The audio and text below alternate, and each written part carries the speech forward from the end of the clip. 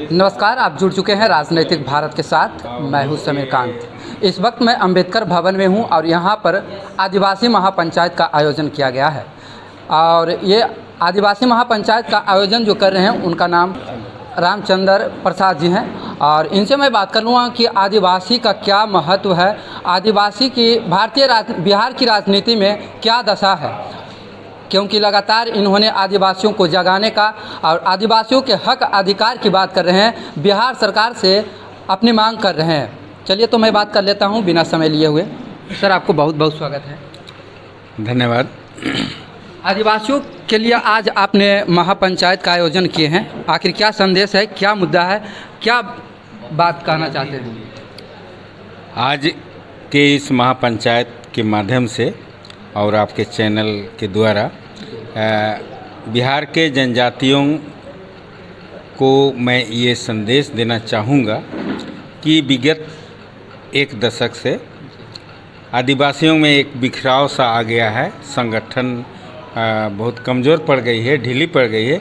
इसके कई एक वजह कारण हो सकता है, कोरोना काल तो ये हो, लेकिन अब चूँकि समस्याएं जनजातियों के साथ बिहार में काफ़ी है, कई तरह की समस्याएं हैं, सामाजिक है, राजनीतिक है, आर्थिक है, सांस्कृतिक भी है, विभिन्न पहलुओं पर जातिगत समस्या भी है।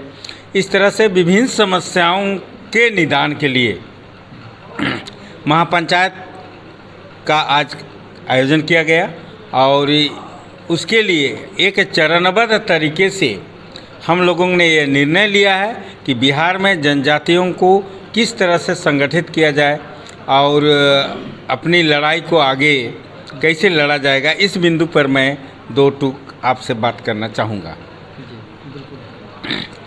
आज की बैठक में यह सर्वसम्मत से निर्णय लिया गया है कि आगामी 15 नवंबर को बिरसा जयंती के शुभ अवसर पर बिहार के सभी जनपद से, सभी ज़िले से प्रतिनिधि आएंगे और एक सेमिनार का आयोजन होगा जिसमें बिहार के बुद्धिजीवियों का, राजनायकों का उसमें आगमन होगा और वो अपने अपने विचार देंगे, जिसके माध्यम से ये सुनिश्चित किया जाएगा कि बिहार में जनजातियों की कौन कौन सी समस्याएं हैं।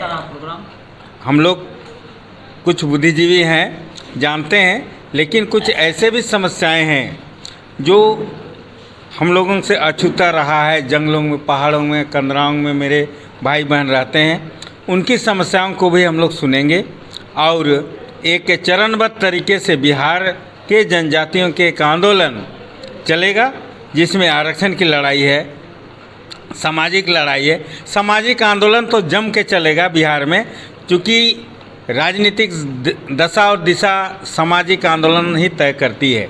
इसलिए हम चाहते हैं कि ये आंदोलन आगे तक चलेगा, जिसमें महिलाओं और युवाओं की सहभागिता विशेष तौर पर रहेगी इसमें। और ये अभी हम लोग चूँकि कई एक संगठन के से मिलकर ये कार्यक्रम कर रहे हैं, तो निश्चित तौर पे ये सामने बहुत तरह की बातें आएगी और उन बातों का निराकरण बहुत ही जल्द सरकार के माध्यम से, सामाजिक संगठन के माध्यम से निदान किया जाएगा और हमारे जो जनजाति समुदाय के लोग हैं एक सुख, चैन और अमन की ज़िंदगी जिएंगे, यही हम लोगों की ख्वाहिश है। और जिसमें युवाओं और महिलाओं को हम लोग बहुत तरजीह देंगे और आंदोलन हमारा आगे चलेगा। इन्हीं चंद शब्दों के साथ मैं अपनी बातों को विराम कर रहा हूँ।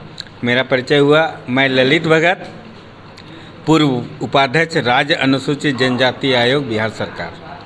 तो ये थी बिहार सरकार से। अब मैं बात करूँगा अन्य लोगों से, इस विषय पर बात करूँगा कि बिहार की राजनीति में आदिवासी समूहों का कितना योगदान दे रहे हैं बिहार सरकार और क्या क्या मांगे हैं बिहार की राजनीति में। सर, इस पर बताएंगे आप कि पहले तो सबसे बहुत बहुत स्वागत है आपका। सर आपको आदिवासी समूहों के लिए आप लड़ाई लड़ रहे हैं, आखिर क्या बात है?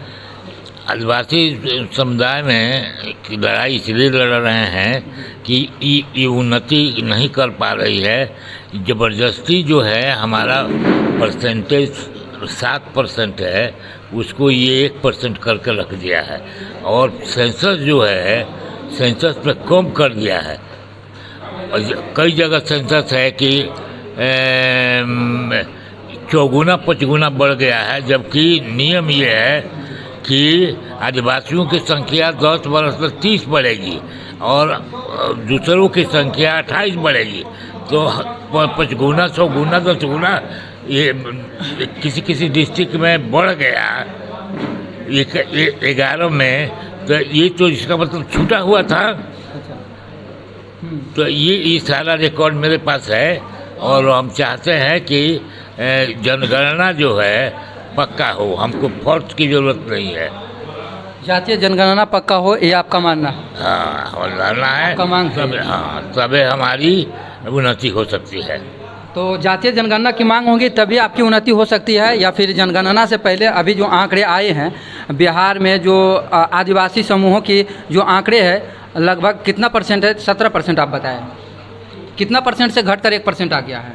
देखिए 10% से घट करके 1% आ गया। तो बिहार की राजनीति में कितना परसेंट आप बिहार की राजनीति में मांग करना चाहते हैं? 7% कम से कम। बंटवारा चूँकि हो गया, अच्छा। इसीलिए 7% हम मांग करना चाहते हैं। बिहार में जब बंटवारा हुआ झारखंड का, और इसका तो आदमी का ट्रांसफ़र नहीं हुआ, केवल ज़मीन का ट्रांसफ़र हुआ। 81 के सेंसस में हमारा सिविल 7% आ रहा है। तो अभी यहाँ 7% आदमी है हमारा, तो परसेंटेज हमको दे देना चाहिए। ये जो सेंसस हुआ है जानबूझ करके कम कर करके हमको 1% कर दिया गया, क्योंकि पॉलिटिकल मामला इसमें सब चल रहा है। इसलिए हम चाह रहे हैं कि हमको उचित जो है न्याय मिले। इसलिए हम इस सब लोगों को रिक्वेस्ट किए हैं कि जनगणना के टाइम में सब लोग अपना थोड़ा सजग रहे और जनगणना को करावें। तो देखिए बिहार में जो आदिवासी समूहों का राजनीतिक, आर्थिक, सांस्कृतिक की जो दशा है बिल्कुल बदतर होती जा रही है और सरकार इस पर बिल्कुल ध्यान नहीं दे रही है। आखिर सरकार की क्या चाहती है, बिहार की समुदाय समूहों के साथ क्या न्याय चाहती है, क्या कहना है उनका, इस विषय पर हम बात करेंगे। शिक्षा में एक भी छात्रों का नामांकन नहीं हुआ है। 1% होने के चलते 100 में 1% है। कोई भी ऐसा क्लास नहीं होता है जिसमें 100 लड़के पढ़ते हों। तो 45 लड़कों का नामांकन होता है जिसमें 1% भी एक छात्र का नहीं मिल पाता है। इसलिए हमारे छात्र नौजवान जो है, छात्राएं जो हैं उच्च शिक्षा में बिल्कुल नामांकित नहीं हो पा रही हैं। इसलिए हमारी सरकार से मांग है कि कम से कम छात्रों को उच्च शिक्षा में 5% आरक्षण की व्यवस्था करें ताकि उच्च शिक्षा में हमारे आदिवासी छात्राओं का नामांकन हो सके।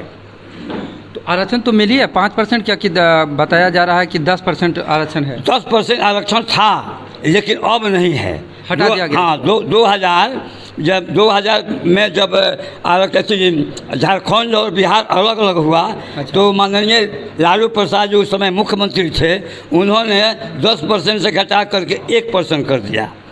और जितना हम लोगों का परसेंटेज था वो पिछड़ा वर्ग में, विकलांग में और महिलाओं में वितरित कर दिया। आखिर वो तो आरक्षण किसी न किसी को दिया गया, हमको दिया जाता तो क्या मन हम लोग को घाटा होता। इसलिए हमारी सरकार से मांग है कि उच्च शिक्षा में ये आरक्षण की कोटा बढ़ाया जाए ताकि हमारे आदिवासी छात्र छात्राओं का नामांकन ये उच्च शिक्षा में हो सके और अपने करियर को बढ़ा सके।